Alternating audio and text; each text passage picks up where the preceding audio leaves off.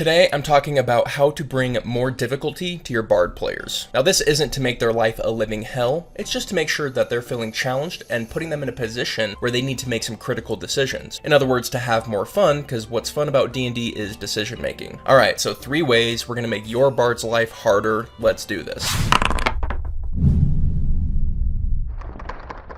Tip number 1 is going to seem basic, but it's especially good against bards. Bards struggle with their defenses, so by applying pressure to them with highly mobile characters who can get into the backline where they're likely hiding is going to do way more than you would expect to pressure down your bards and make them have to make hard decisions. Instead of just sitting in the back, casting a cantrip, bardic inspiration, and occasionally a support spell, now they're being pressured. Now they need to make decisions like disengage, or dash, or to cast a defensive spell and use their concentration for that instead. So just by applying pressure to the backline occasionally by using highly mobile threats, you can make your bards think twice about their normal game plan. Tip number 2, this one with a grain of salt. Almost every bard spell requires verbal components. Makes sense, they like to make a lot of noise. So by applying any sort of silence, whether it be putting them underwater or into a vacuum or just into a silence spell, you remove a lot of their spell casting. Now, how I would recommend incorporating this is making it more of like a puzzle. Maybe there are certain zones that are silenced and those zones change, like on a clock timer or something along those lines. Each round it's a different zone. So the bard player has to react and move with those zones in order to cast spells. It makes more of a puzzle for your bard in the backline and can be a lot of fun. Be wary with silence though, because if it's impossible for them to escape it, you basically just took away their whole spellcasting feature, which can be deadly. Tip number 3 is bards have to choose and commit to their spells, similar to sorcerers. So